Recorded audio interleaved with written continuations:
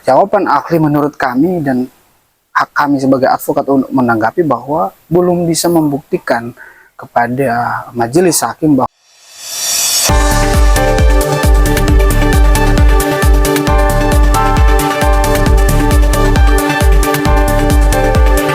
baik, hari ini saya dari kantor hukum Glenn Morton Lemingkewas, SH MHN Partner, dalam pendampingan hukum terhadap klien kami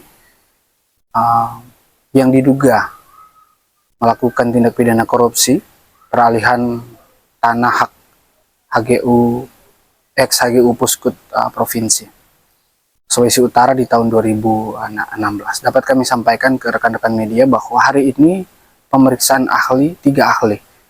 Kita mulai tadi jam 1 dan baru selesai.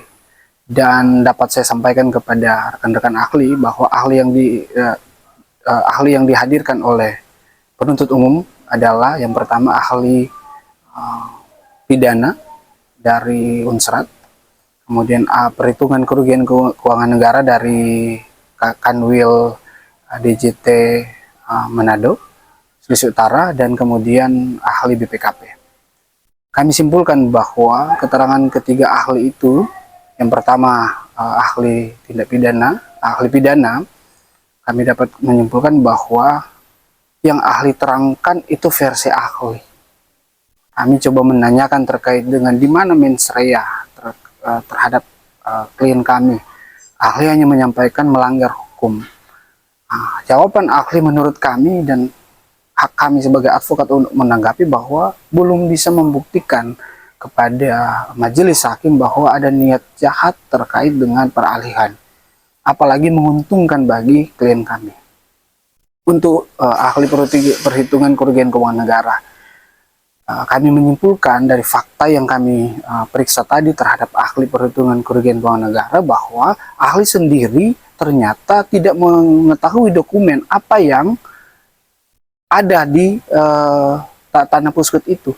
Fakta sidang tadi, rekan-rekan media menyaksikan bahwa dia sendiri tidak mengetahui bahwasannya atas tanah 169 hektar itu 120 hektar masih tanah negara, dan 49 hektar itu atas izin kementerian dikeluarkan HGB untuk PT Kons.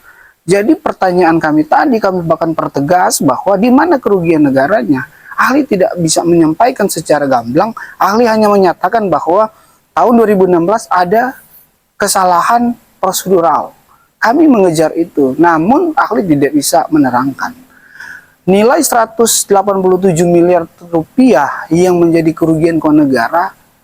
Kalau menurut Undang-Undang Tindak Pidana Korupsi pasal 2 pasal 3 harus nyata. Ini uang tidak nyata, tanah masih tanah negara.